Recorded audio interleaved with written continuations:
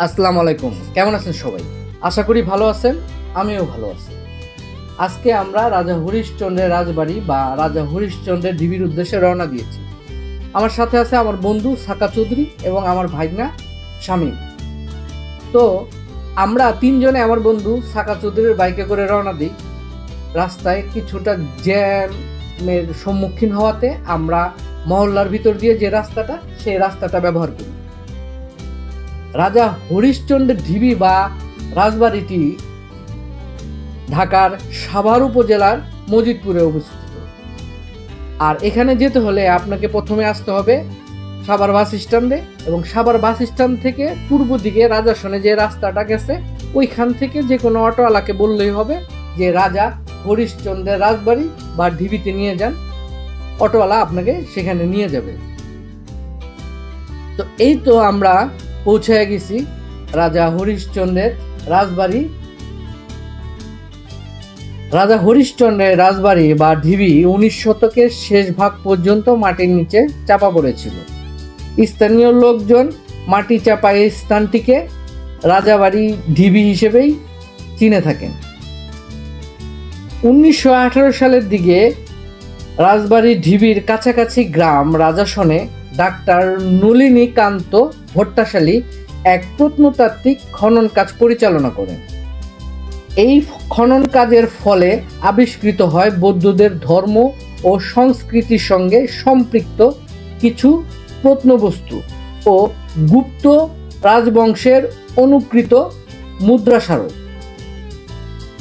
এতে সেখানকার বৌদ্ধ মূর্তির পরিচয় পাওয়া যায়। এরই সূত্র ধরে 1990 থেকে 91 খ্রিস্টাব্দে রাজা হরিশচন্দ্রের রাজপ্রাসাদ বা ঢিবির খনন কার্য পরিচালিত হয়।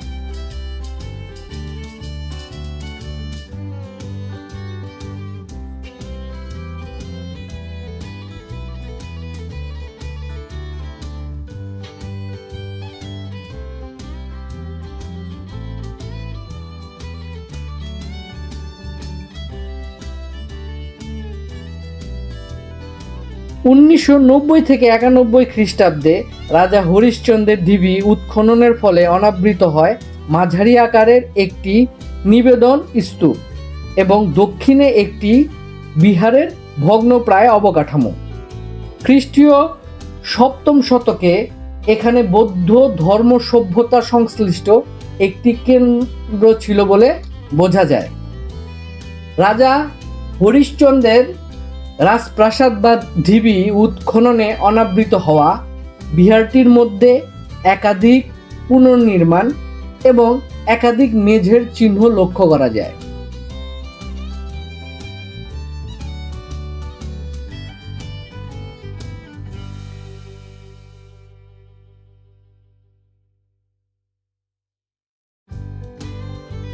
বিহারের স্থাপত্য শৈলীতে 4টি স্তর অনুধাবনযোগ্য। 4 স্তরের নির্মাণ কাঠামো পাওয়া যায় এবং এতে বোঝা যায় যে লম্বা সময় ধরে এটি ব্যবহৃত হয়েছে। খনন কার্যের সময় বিহারের উপরের স্তর থেকে খ্রিস্টীয় 7ম ও 6ষ্ঠ শতকের স্বর্ণ ও রৌপ্য মুদ্রা এবং খ্রিস্টীয় 8ম ও 9ম শতকের ব্রোঞ্জ নির্মিত ধ্যানী বৌদ্ধ ও তান্ত্রিক মূর্তি আবিষ্কৃত হয়েছে। এখানে প্রাপ্ত অনেক ব্রোঞ্জ নির্মিত মূর্তি দেখে বোঝা যায় যে মহাযানী বৌদ্ধ মতাদর্শের একটি কেন্দ্র ছিল এটি। এছাড়াও এখানে নানা ধরনের নিদর্শন পাওয়া গেছে। ধুতি পরিহিত, কিরীট, মুকুট, চুড়ি, হার, কোমর বন্ধ ও বাজুবন্ধ সজ্জিত লোকেশ্বর বিষ্ণু মূর্তি, পদ্মপাণি ধ্যানী বুদ্ধ ও প্রজ্ঞা পারমিতা প্রভৃতি ভাস্কর্য নিদর্শন এখানে পাওয়া যায়। শিল্পশৈলী বিবেচনায় এসব প্রত্নবস্তু খ্রিস্টীয় 7 থেকে 8 শতকের নিদর্শন বলে বিশেষজ্ঞদের অনুমান। বর্তমানে এসব নিদর্শন বাংলাদেশ জাতীয় জাদুঘরে সংরক্ষিত আছে। বর্তমানে স্থান হিসেবে মজিদপুরের প্রসিদ্ধি না থাকলেও প্রাচীনকালে এই অঞ্চলটি ছিল অত্যন্ত গুরুত্বপূর্ণ।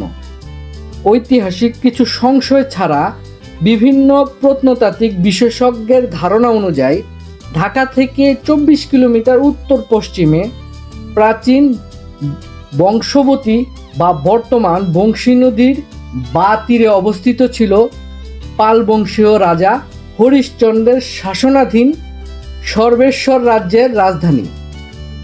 এই রাজধানীর নাম ছিল সম্ভার, আর এই সম্ভার নাম থেকেই পরবর্তী সময়ে সাভার নামের উৎপত্তি হয়।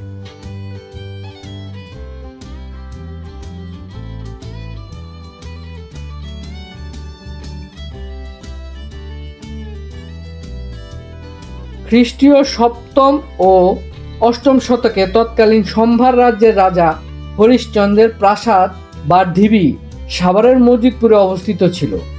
এছাড়াও সাভারের এ এলাকার গুরুত্বের কথা বোঝা যায় রেলেনের মানচিত্রে স্থানটিতে উল্লেখ দেখে।